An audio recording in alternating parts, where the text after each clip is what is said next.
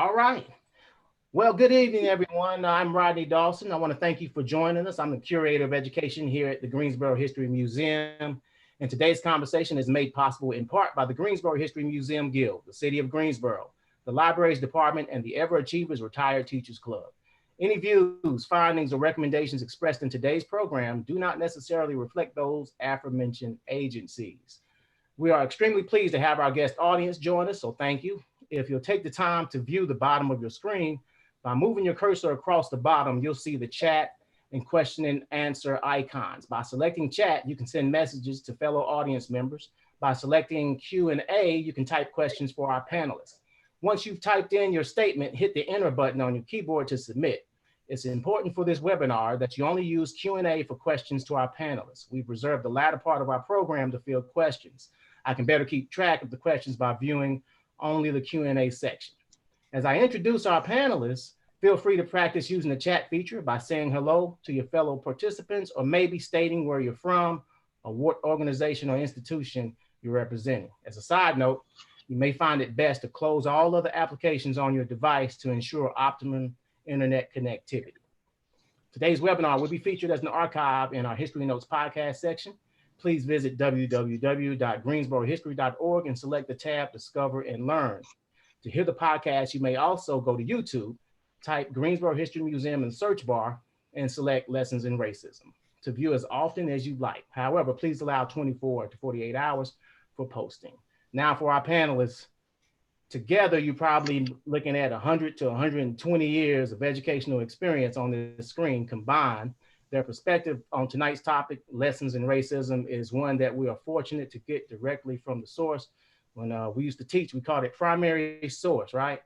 We have assembled a panel that not only participated in civil rights protests, integrated local facilities, plus endured racism, but they also produced while going through. It's an achieved group of folks, and they've set precedents that made it possible for yours truly to do what he does. Their life, their work, their sacrifices, and how they overcame challenges will help allow us to learn lessons in racism today so that we may make for a better tomorrow. So, panelists, thank you and welcome.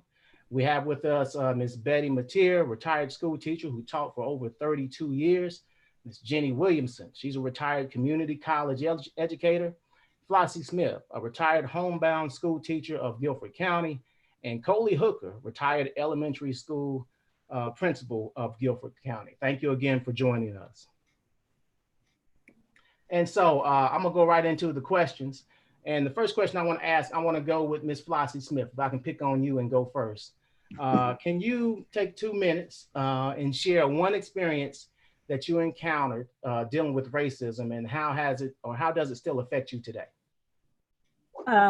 Okay, first I want to tell you that I'm the oldest of 6 children, and I started teaching almost out of the womb because the next one came about 14 months later, and I had to teach that one. I grew up in a neighborhood of whites, and I was on the road where that no other colored people were. And as far as racism is concerned, I was quickly taught that I was different because they would ride past my house and call me names, call us names, throw bottles in our yard, and that kind of thing. One specific experience that really got me was going to the corner store, and the whites would sit around and I couldn't reach what I wanted to get and they would not move.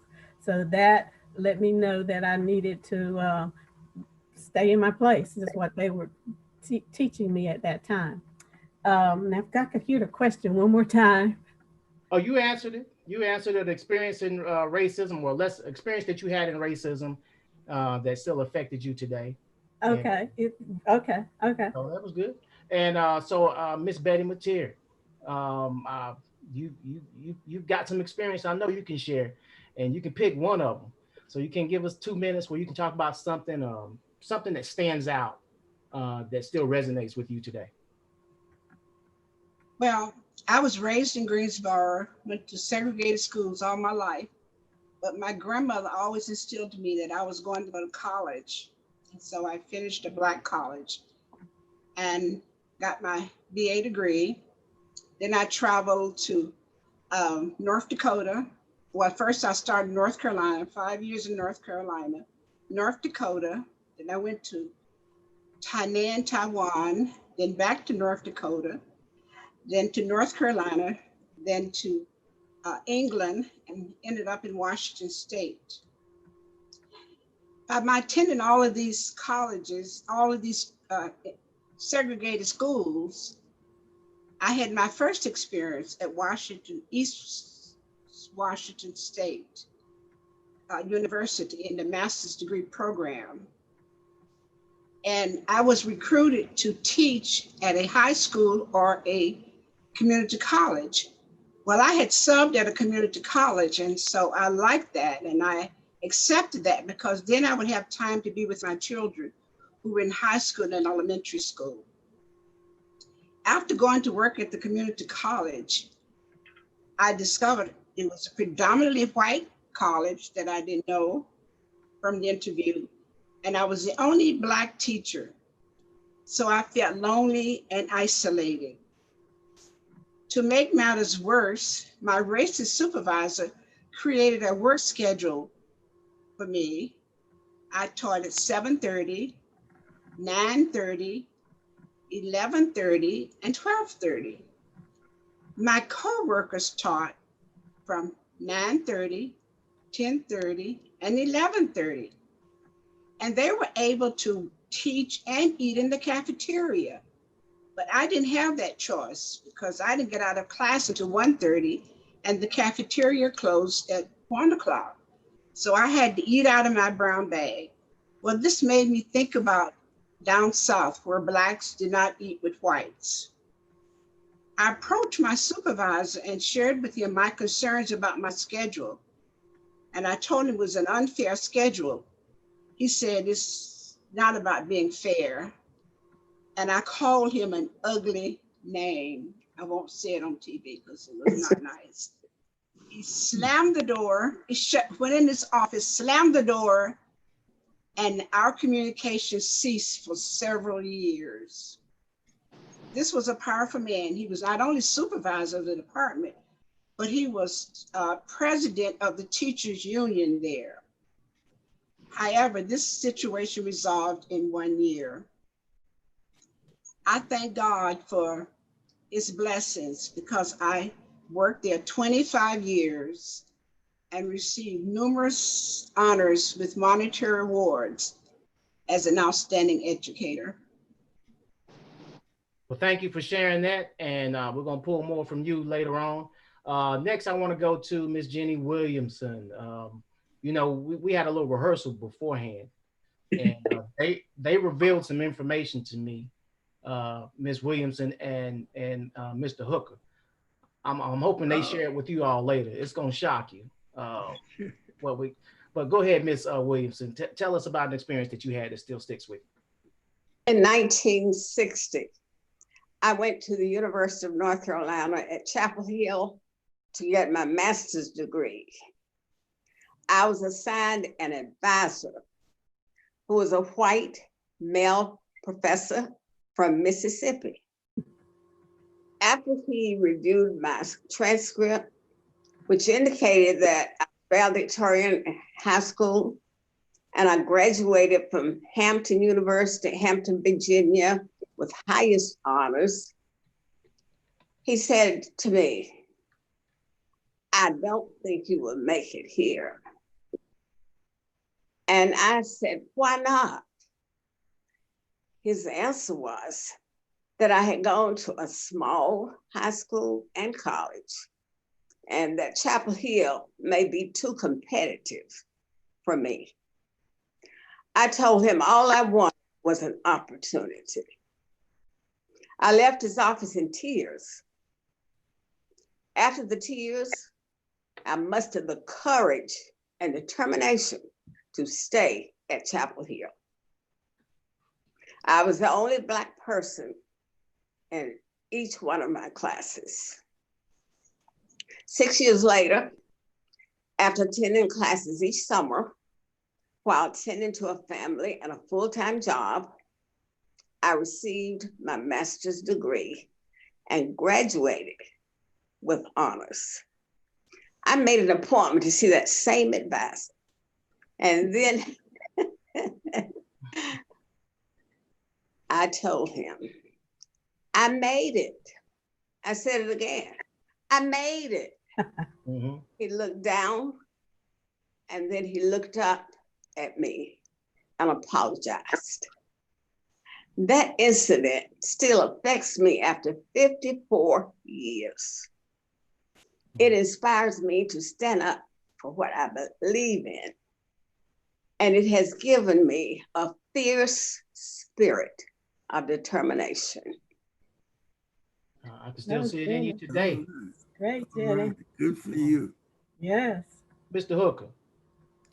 Yes.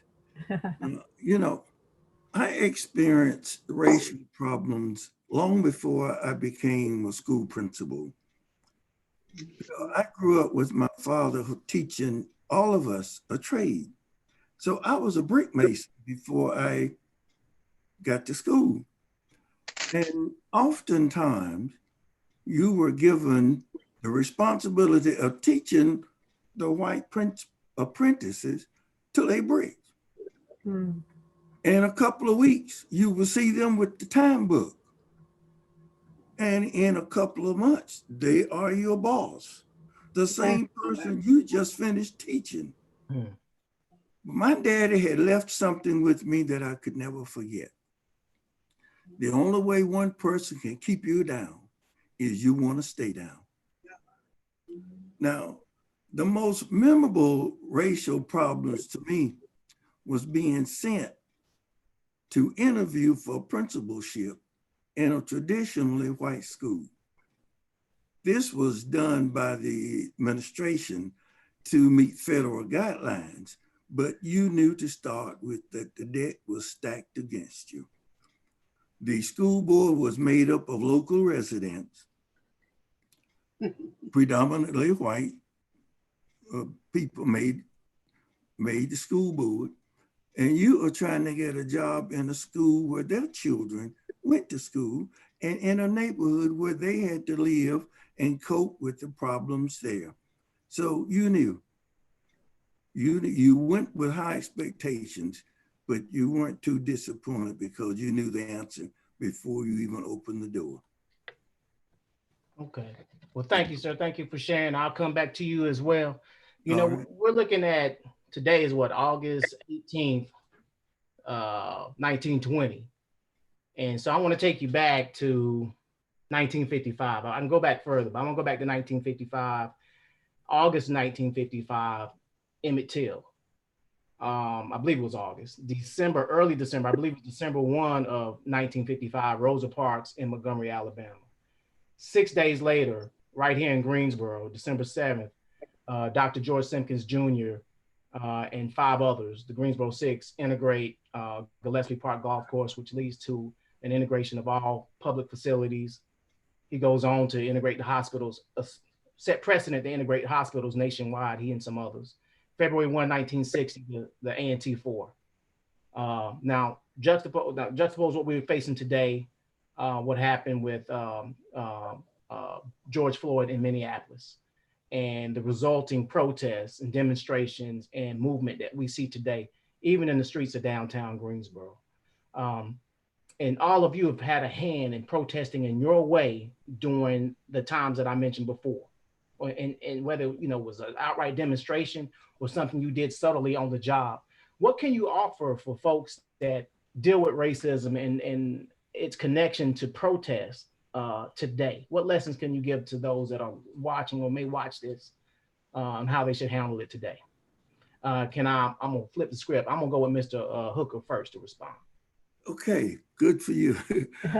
But my best advice for protesters today is to be right in what you are seeking to change, and know what you're seeking to change and know what is wrong with it. Why are you trying to change it? Don't make it a race problem. Make it a right and wrong problem or a spiritual problem. You know, all of us were taught by our parents in church, most of us, that things have to be done with the right attitude and the right spirit. So my suggestion is don't make it a race problem. Make it a right or wrong problem and have a solution that will be beneficial to you and to the community, to those who are protesting with you.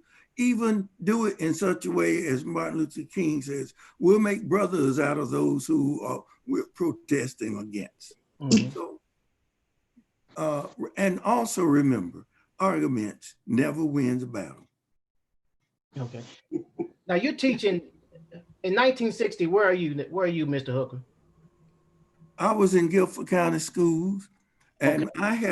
I had a class of students who were arrested, and and they were all sent letters after they let them out. If you want to be tried, you can come to court on a certain day, but they really didn't want them to come to court. Or if you stayed away, then your case was dismissed. Okay. So I was part of my job was motivating students to go ahead and do what you believe, but do it right. Okay. All right. Flossie Smith, where are you during this time, or what would you offer to them? Well, as one who participated in some of the demonstrations back in my day, in 60, as you're saying, we had a lot of training on how to demonstrate. And we were all unified. We practiced being arrested, staying silent when you had negative comments coming from you, where to stand if you wanted to go to jail. I did go to jail, was early part, stayed in a cell for a few hours. But we wanted to fill up the courthouse, the jailhouse, everything downtown Durham is where I was at North Carolina Central. And we did that, and we got the attention of the people. So what I would say to the protesters today is to be aware of what, as Coley said, be aware of why you're doing what you're doing, and don't allow all the negative comments to take you low. I like what Michelle Obama said, when they go low, you go high. So don't wear your feelings on your shoulder, and realize that you're representing a lot of people. So you can't react to everything that comes at you. All right, thank you. And I got my iPad here, and I had to put one strike against you. You said Central. Can't do that. You did fine. All right, Miss Williamson, how can you help? My advice to today's protesters is don't let anyone tell you what you can't do. People will try to discourage you by saying you're not making a difference or change is taking too long. That's when your attitude must be one of persistence and strength. Continue to remember that change is a process. It takes time. Yes. Sometimes years to see the fruits of your Absolutely. I encourage today's protesters to study the movement, read about those that came before you, those who gave their lives. Become an expert on what you're fighting for. Be able to articulate the cause. Above all, adhere to the method of non-violence. Okay. And before I go to Miss Bettye Mateer, Flossie Smith, can you tell us what's the purpose of filling up the jails? Why do you want to fill the jails up? What's the end result? We were wanting to get the attention of the people. We had negotiators already. We were wanting jobs, wanting to be able to eat at the lunch counters, wanting to be able to go to the movie theaters. And we also wanted to interrupt the flow of people going into stores, because we were able to fill the whole street. in order for them to get into a store, they had to cross the picket line. So that was our purpose. Okay. And now, as a teacher of over 32 years, and the things that entails, Miss Mateer, Bettye Mateer, what would you offer for a protester today? And please, if you can, share some experience that you had when you were demonstrating or participating. As you were sharing history, I remember all of that because in 55, I was in high school. I graduated in 57. In 60 was a part of civil rights. I remember George Simpkins. My dad was one of the golfers that went with him. He was an avid golfer. I would tell young people, many times protesters seeing something happen, they jump on the bandwagon and not know what it is. And I thought about the movie Cotton Comes to Harlem, when the man joined the group and he didn't realize they were trying to get rid of Reverend Malley. He said, oh, I thought this was a group going back to Africa. So please understand the history, know your identity, have a good self-identity for yourself. Know the history of the movements, the enslavement community, the segregation, the integration, the civil rights, the voter rights, the Black Power, the Black movement. Know what transpired there, learn what the successes were for that movement. Just to participate in a movement, to get it moving and rally means nothing if you don't know where it's going, if you don't know what the goals are. So I would say be informed about that and study the successes of people like Mr. Coley, who has something to share, to take a bricklayer and you can move from here to here. And that's what we did as Black people in the South during the segregated days. We started with something little and then we built on it. And that's what we did with the successes. Realize we've been fighting justice for almost 400 years, right, since 1619. Know the history. I would say know the history, and then you know where you're going. Okay. Be informed. Thank you. And you know, you remind me, I'm gonna share a quick story with my mother who was in school during the time. She was at Winston-Salem State. I don't hold that against her. But okay. we forgive her. We forgive her. We Aggies forgive her. She made up for it later. But while she was at Winston-Salem State, coming from a small town in Randleman, North Carolina, and you know, if you were responsible for taking care of a family, so if you're her father, you may not want to participate because you could lose your job and lose the ability to put food on your family's table. So we know that Martin Luther King and those that were with him said, hey, we can use some of these young folks. So that would have been you during that time that may not have the responsibilities or the accountabilities that the adults had. But the danger was still there. And so my mother did not, she actually went down to Atlanta and marched with Dr. King, but she did not get permission to do so. At the time, Winston-Salem State said, you got to get permission from your parents. And so she would send a letter home and have her sister forge her parents' signature. And then whenever they would march, if a television camera came around, they would hide because they didn't want to take the chance of not the school finding, well, the school number one, but their parents seeing it on TV. And I think I found a number that less than 25% of African-Americans actually participated in the civil rights movement. So it was you all that were putting your necks on the line, so to speak. Now, I'm gonna ask a two-part question, and then I want y'all to just start talking, and don't wait for me to ask, you know, we'll chime in. But how do you, number one, what fear did you have dealing with racism and dealing with a protest? And number two, how do you participate and see these things and still keep anger from going into your heart? Well, when my advisor told me that I couldn't make it at Chapel Hill, I was very sad, fearful, and thought I would have to go back home. That's what really gave me the fear. That's why all the tears, sad as well. You know, that really didn't bother me too much because I knew if I got fired from the school system, I could go back to laying brick. And my father not only taught me to lay brick, He taught me to pour concrete, to plaster, and to farm. So I had a way of making a living. And believe it or not, I did it the whole time I was in school until and I'm still doing a little bit of it at 91. So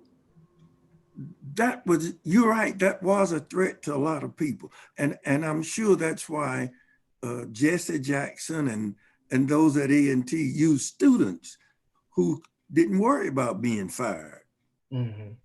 Okay. I hope you all heard Coley say he's 91. Yeah, that was one of the things I want him to reveal. What a blessing. I'm waiting on Miss Williamson to trump him. Are you ready? Ready for you. We were free protests when we wanted to. We could not miss class and protest. It was a directive from the board that the students would flunk if they protested during their class times. And at that time, we only had 3 excused absentees in the class. So you could only be gone 3 times. So it was a planned venture. It wasn't that you just decided to take off and go. It was planned, Flossie. We just couldn't go out like you did. We had to plan to make sure that we did not flunk these classes because our parents could not afford to pay another fee for us to take classes. It was a planned gesture. But for us, it was a history thing. And when we read about people hurting other people, hurting our people and not being fair to us, we wanted to do something to them. And we had some incidents in Greensboro that we weren't happy about that happened. That same threat came to our president at A&T, Dr. Gibbs. And his response was that made him so famous. We teach them how to think, not what to think. Yeah, I like that. Okay. Ms. Williamson, you were going to say something? No, I was saying that's great. Yeah. Okay. You said about the fear. I think because for me, during the time in Durham, we were so unified and were so together that it was like if one go, all go. So you weren't afraid of what you were doing because you were with a group of people that all had a purpose and you felt like you had a purpose. I remember picketing around the movie theater and carrying signs, and you don't talk to each other, nor did you react to any of the remarks that came at you. And we would change, you had a shift, how long you would be there, and we would roll out like the changing of the guards in Washington when we would break that line. I mean, it was that kind of unity that caused you not to be fearful because you were just so happy for what you were doing that you thought you were making a difference and you were participating in a movement. I wasn't quite as aware of that then as I am now, but that's how that got, and how you don't hate the people. I guess I didn't know then like I know now, but I think I would stick to the remark that Jesus made on the cross. Father, forgive them, for they know not what they do. And I think I would keep that in my heart. That they thought they had a right to keep us down. We knew we didn't. They didn't have that right, so we had to fight for it. And we're moving along slowly, still moving. And the other thing to go along with that, we knew that the adults in the community were supporting us. Yeah. There was no doubt that all of the adults, though they were not marching, they were supporting you. Right. And we had faith. We had a spiritual belief in our God that he would protect us and carry us through this. We just had to endure. So there was a spirituality as well as there were tasks to be done. They did it in love. They did it as togetherness, as she said. That had a lot to do with the movement. Okay. So I hear you saying be strategic, be prepared, and have faith.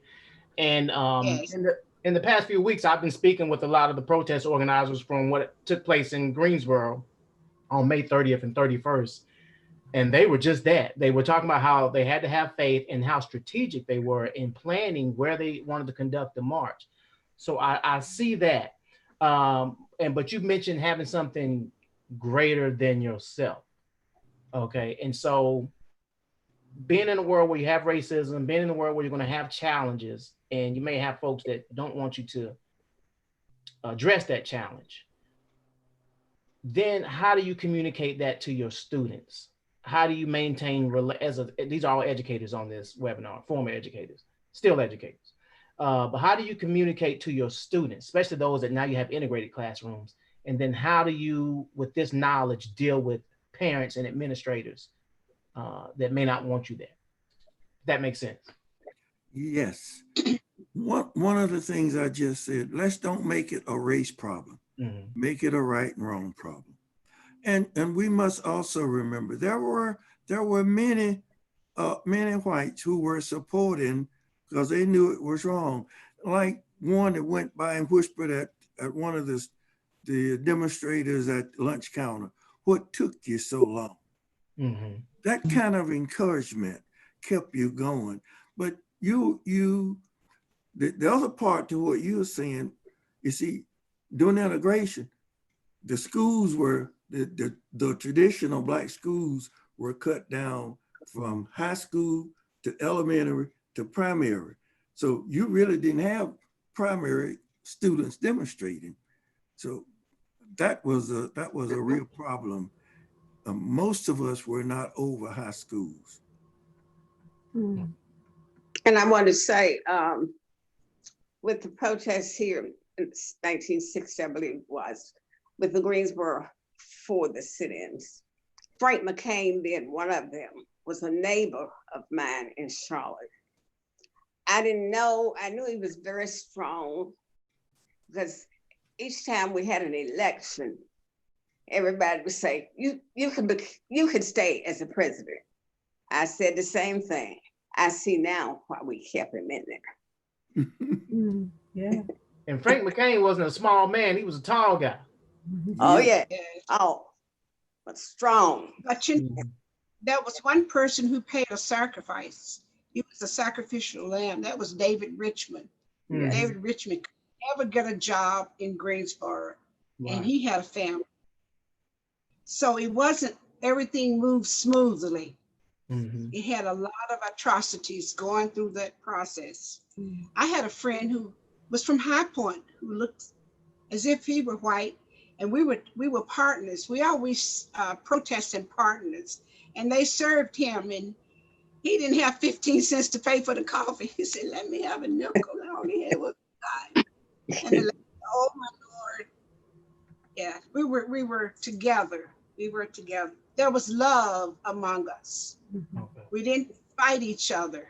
We realized we didn't have nobody but each other during that time, really. And I think also teachers helped us. Teachers educated us and reminded us of where we came from and where we need to go. And if we're going to improve the situation, we must educate ourselves and teach others. So you remember that in your classroom. You remember those lessons and you implemented in your classrooms. Did it give you a greater care for your students? Did I have what? Did it give you all a greater care for your students? Oh yeah. You had to have a love for people. The wonderful thing I like about teaching is that, and I had a chance to work in corporate America, is that you see a transformation. It's like Mr. Coley see those little kids come in at the beginning, and then he sees them when they're leaving. It's such joy in your heart that you see a change has come over those people. And so it's great when you see a change in people, a change in attitudes. It was wonderful to see so many people protesting about Floyd in Minnesota. Mm-hmm. To show there's a change, whereas before you had just a few.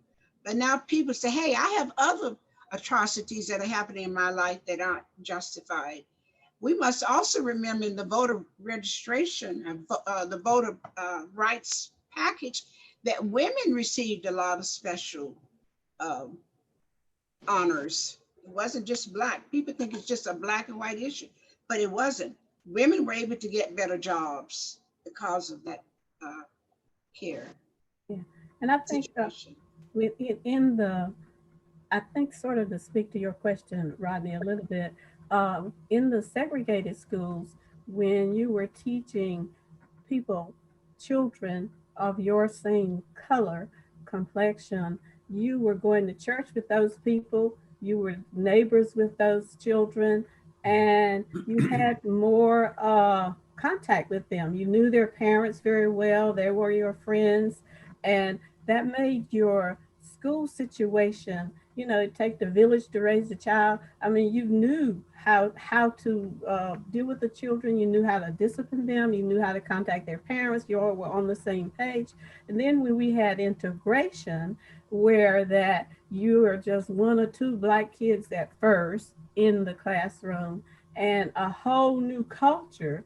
So that was quite a growth process for the teachers as well as the students. I mean, it was quite challenging to get there. And I taught special education for a few years, and those children were pretty. They were pretty open with their racism.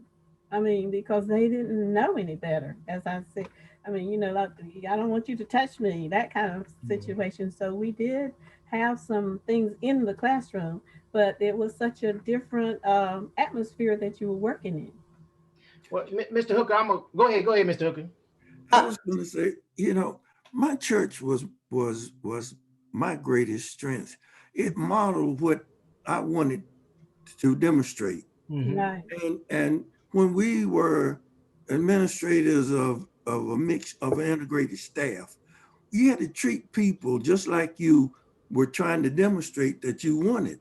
Right. So that you sent a lot of your adult teachers out with the attitude that this race is okay. You know, we know what we're doing. So you have to try to treat people like you want to be treated, just like you were trying to demonstrate. Right. And we used to meet quite a bit. The Black principal used to meet quite a bit on how we're going to treat and handle folk, even when we had problems. Make sure that it was not a race issue. It was what you're supposed to do issue. Now, how many Black administrators during your tenure, how many typically were in Guilford County? Could you count them on one hand, two hands? What? Yes, you easily. There were 6 of us principals when I was in. And I haven't done a count, but it seems like that number has grown today. It has grown tremendously. Yes. Now, of the 6, how many were women? None. And I'd like to say, but some ladies did come in on the tail end, but none during the time we started. Miss Jenny, go ahead. I would like to say that Mr. Coley, as principal, knew my son-in-law, Linwood Edwards. I think he knew everybody in Greensboro, but Mr. Coley knew him. Yes. He was one of the principals here in Greensboro. I wanted to say, my supervisor at Hampton Institute, it was Institute at that time, called me into her office one day. And I was really, really afraid. What have I done wrong? What have I done wrong? I had done my student teaching and what have you over in Portsmouth, Virginia. And so when I went in, she told me, I saw you strolling across the campus today. I don't want to see that anymore. I want you to stand tall, walk like you know where you're going, even if you don't. So that taught me a lot of pride. Okay. Oh man, a lot of lessons here. You know, I ad-lib. Lena's gonna be mad at me because I added too many questions. So we got about 10 minutes for me to squeeze in 2 more questions, but we touched on it a little bit, but with the George Floyd situation and the racial justice reckoning, with police brutality, healthcare, the disparities in healthcare that COVID-19 has really highlighted, and the inequities in education, business, and housing. Um, you're very accomplished people. You're all retired. You could just as easily stay at home and not do webinars. But where do you see your role today in supporting these causes? Sir, we don't have a choice but to help get people to the polls to vote. We have to convince people that the power that we have now is in voting. And if we get the right folk in office, some things can change. But if we just sit back and, like you said, do nothing, I'm retired, it's going to stay the same. So I would suggest that all of us help people to know the power of their vote and to get out to vote and to help put the right people in office, so that change will come about in a decent way. Okay. Well, I just turned 90. There it is. That's my second one. All right. I guess I have a little bit of catching up to get to Mr. Coley. But nevertheless, I've experienced injustice in all of these areas mentioned. My current role is to do just what I'm doing today. I continue to speak out about the importance of the movement for civil rights.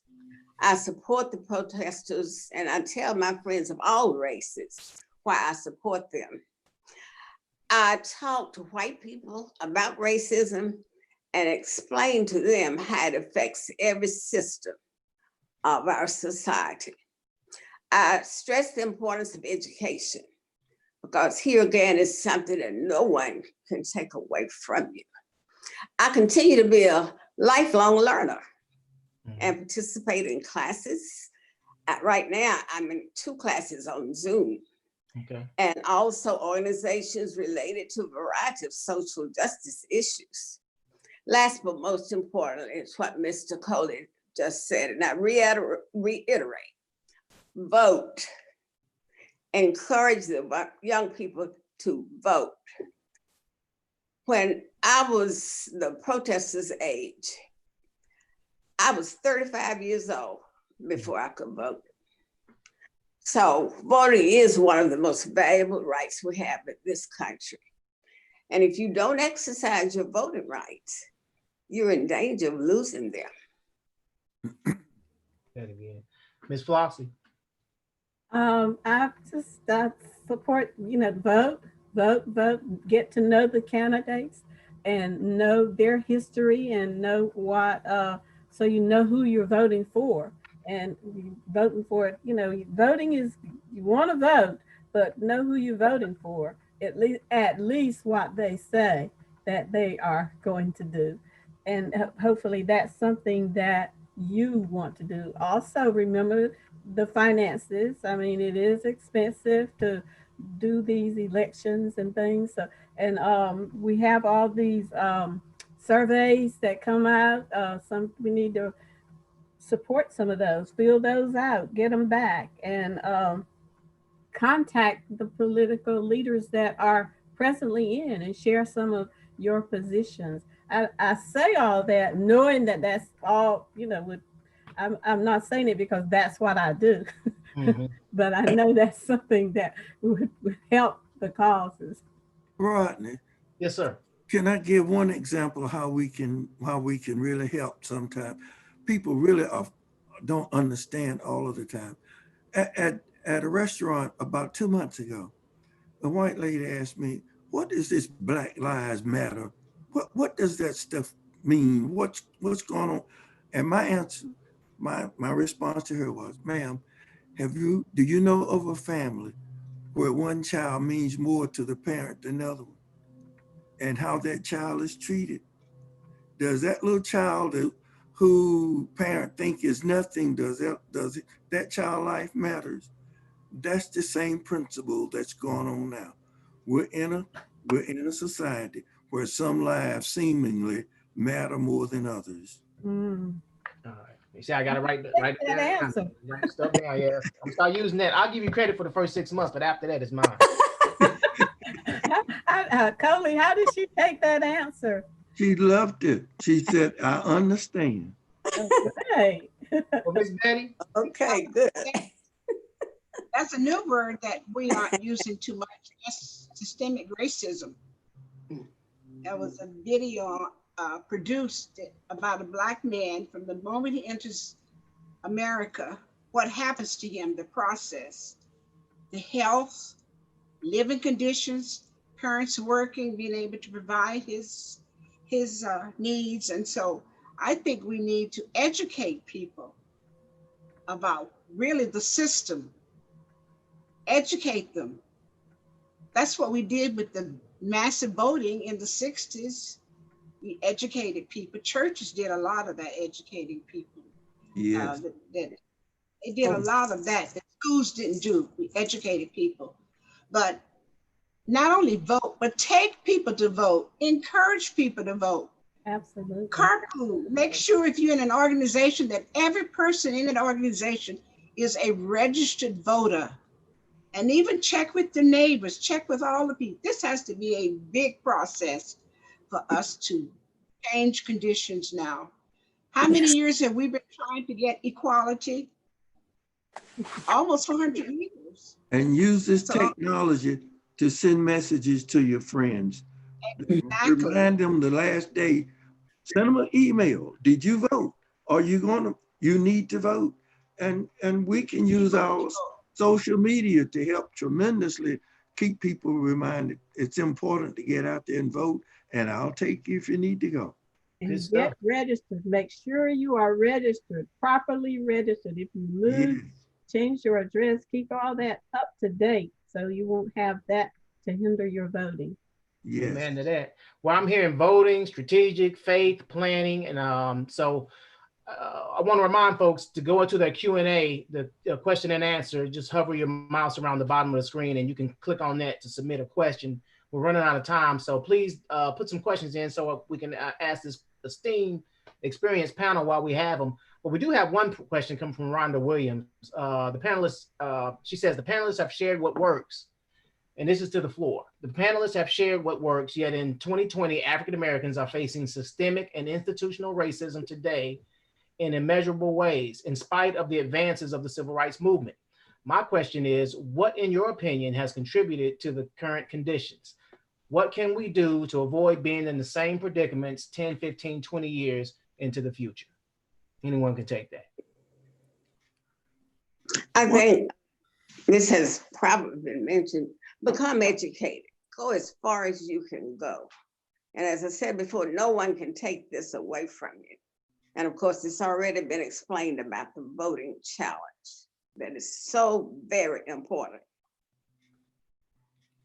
There's a big challenge even with that, with this virtual learning for our kids.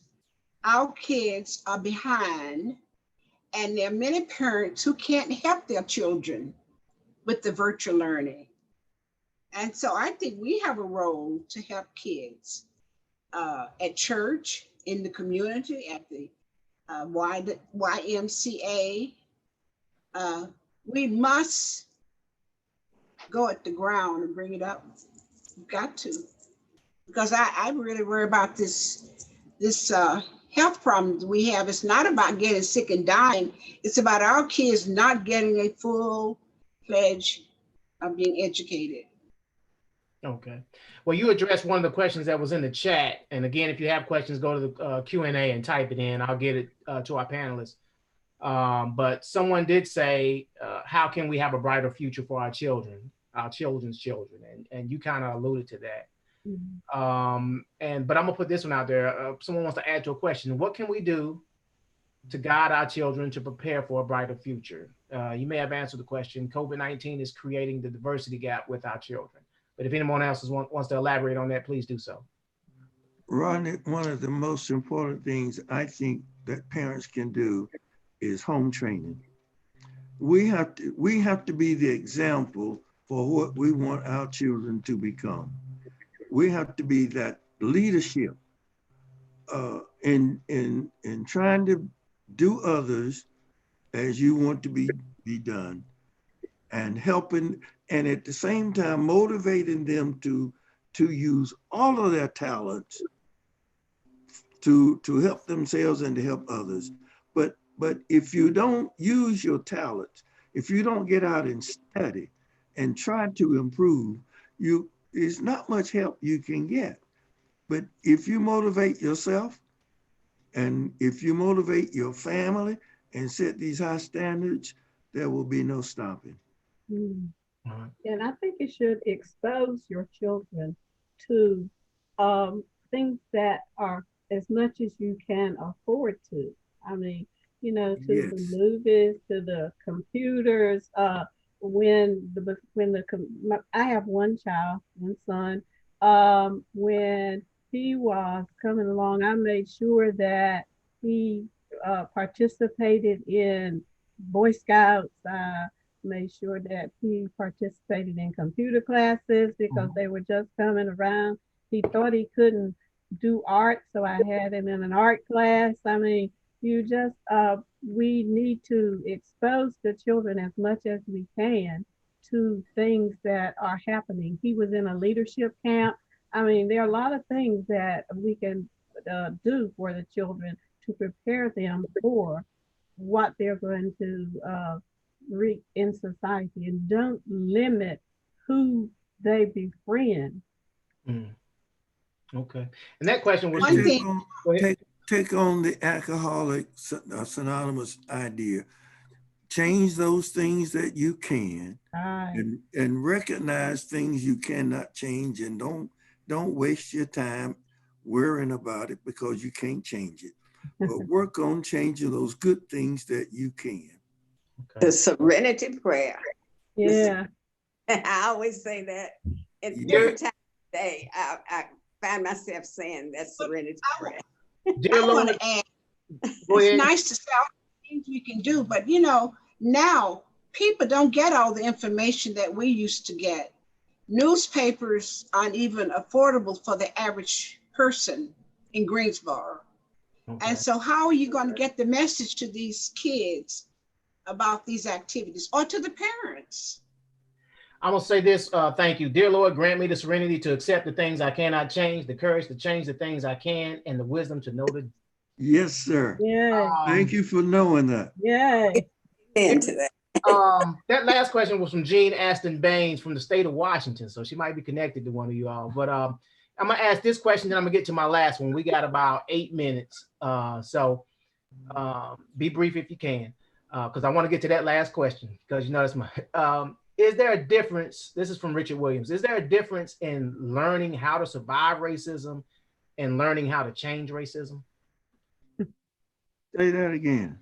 Is there a difference in learning how to survive racism and learning how to change racism? Is there a difference between the two? I think so. I think, yes, there is a difference. And I think, and I don't know which is the best one. Because surviving, you do what you think you need to do to fit in, kind of. That's the way I interpret that. And to change it, you're going to sort of take a position of being different and, trying to stand up for what you want to happen, to see some change happening. And it depends on how bold you are as to whether you want to keep your job, or how involved you're going to get into changing it, or just surviving. So I think maybe do a little bit of both. But I heard Coley say that the Black principals were meeting together. Mm-hmm. I mean, I'm sure everybody didn't know you all were having those meetings, but you were supporting each other. So I think that was sort of preparing for change. But in the meantime, you were surviving in the public eye. All right, go ahead. I experienced it in Washington. I had to survive racism all my years, and then in Washington, I think I was 50, or maybe not quite 50. But I changed the racism at my school. I worked in the community, and so you have to educate people, mm-hmm. and you have to share with them and understand their perspective. because a lot of them don't know any better. They only know what they've read. They haven't had any experiences, and no one has taught them. So I think I survived both of those cultures. The racism in the South. I had racism, you know, forever all my life. I had racism in Washington, but I confronted it Yeah. and educated it, and they became my friends. Okay. Ms. So Flossie? sometimes people don't always have that opportunity. I was gonna say, I'm in Zoom class right now, white privilege, and I'm the only Black in that class. And as you said, sometimes they just don't know. And we talk about racism, and you have to know what happened in the past before you can move forward. And it's just amazing how interested these white friends of mine, the class that I'm in, you know, they just said, we didn't know that was going on. We don't know anything about that. White privilege. Right. Ms. Flossie, did you have something to add? No, I was just sanctioning. I was agreeing with what she's saying. No worries. Okay, no worries. This has been a good discussion. Okay, now I'm gonna get to the last one, but let's see, 4 minutes. So give me 30 seconds. I'm gonna go down the line. I'm gonna go Flossie Smith, Bettye, Ginny Williamson, then Coley Hooker. All right, last week, history was made with Joe Biden selecting the first African-American female, or first African-American actually, vice presidential nominee for a major party in our nation's history with Senator Kamala Harris of California. From lessons in racism to that announcement, in a minute or less, what are your thoughts on this notable event? Ms. Smith. I'm happy that he was bold enough to make that move. I do not know whether our society is ready for that or whether they will support it. I pray that they will. But I think it's a good thing. I think it's a good thing. It's a good step for women. It's a good step for America. So I think I'll just, I hope it works. There we go. I hope it works. It will. Bettye. Yeah, but all the people I would tell to vote. Shirley Chisholm was a Black lady who ran for president. You remember Shirley Chisholm?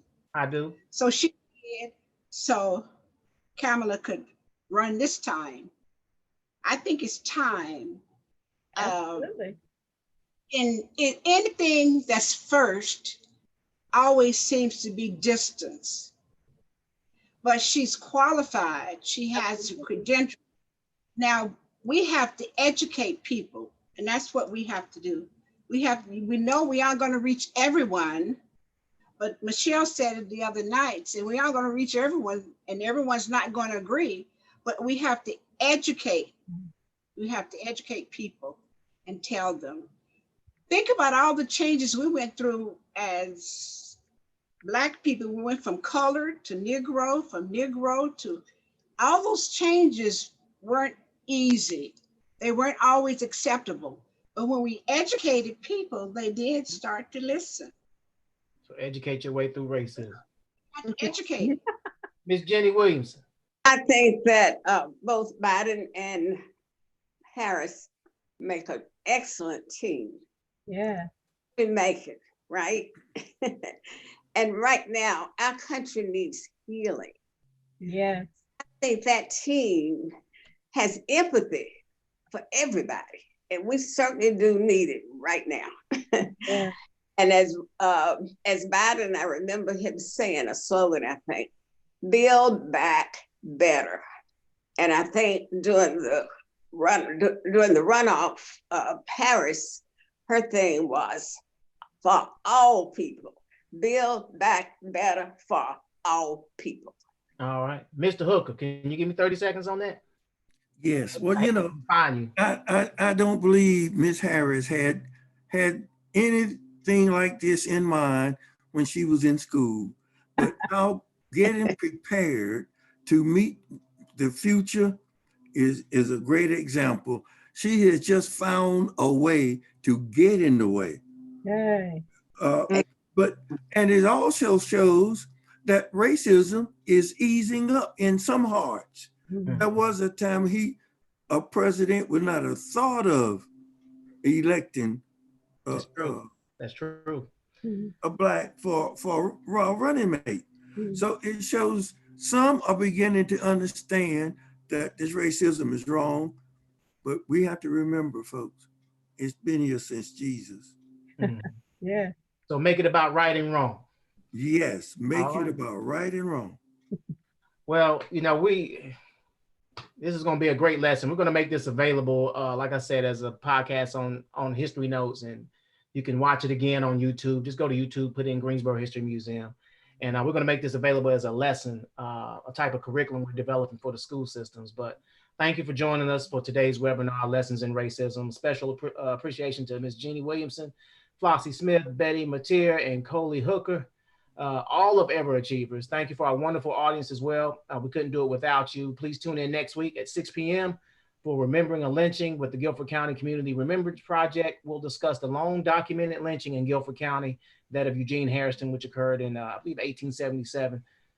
We'll also hear from Attorney James Mays as he discusses the status of the current anti-lynching bill being held up in the Senate called the Emmett Till Anti-Lynching Act, proposed by Senators Tim Scott, Cory Booker, and Senator Kamala Harris. So you can go to www.greensborohistory.org or the Greensboro History Museum Facebook, Instagram, or Twitter platforms to learn more. Thank you again, and it's been time well spent. Good night to you all, and really appreciate you. And thank you to all of Ever Achievers for making this happen. All right. Thank you. Thank you. Bye-bye. Bye-bye. Bye-bye. Bye-bye. Good night.